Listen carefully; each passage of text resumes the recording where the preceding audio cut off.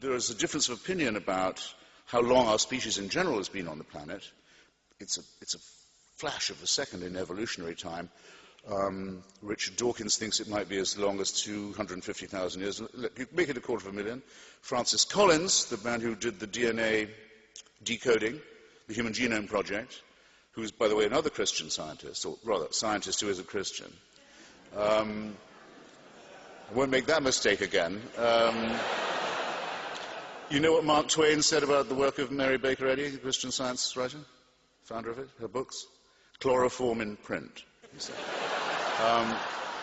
This is a digression. It's a digression.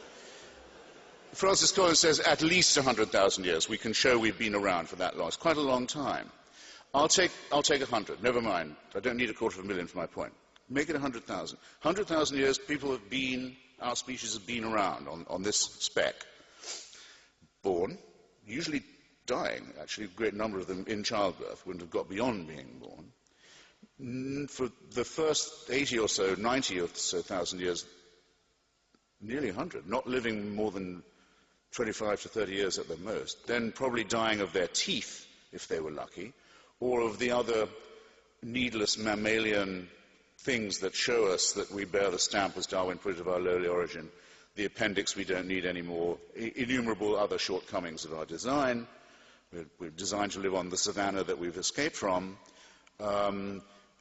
Terrible disease, suffering, misery, malnutrition, and fear. Where do the earthquakes come from? Why is there an eclipse? What are the shooting stars doing? And awful cults of sacrifice to try and ward off what are in fact natural events. And war, and rape, and the kidnap of other peoples, and the enslavement of them. All of this goes on, gradually inching up to the point where you can brew beer, a breakthrough in my view, domesticate animals, separate one kind of corn from another. So very millimetrical progress, but terrible struggle, sacrifice, pain, misery, and above all, fear and ignorance. And you have to believe this if you believe in monotheism.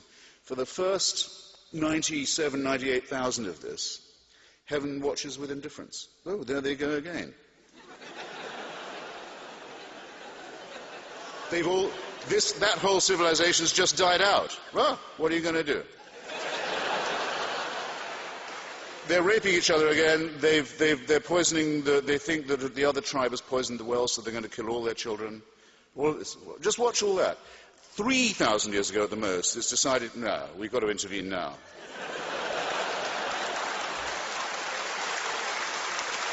You have to believe it. You have to believe it. And the revelation must be personal, must appear.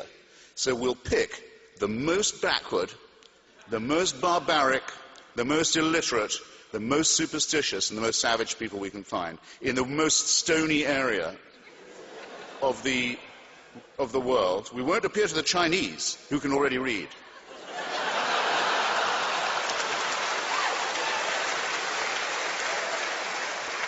We won't appear in the Indus Valley, where they know a thing or two and they're already, they're very far above us. No. We'll appear to this brutal, enslaved, hopeless, superstitious crowd, and we'll force them to cut their way through all of their neighbors with slaughter, genocide, and racism, and settle on the only part of the Middle East where there's no oil.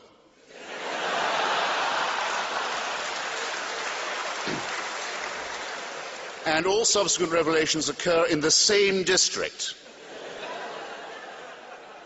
And without this, we wouldn't know right from wrong. This is ABC Fora.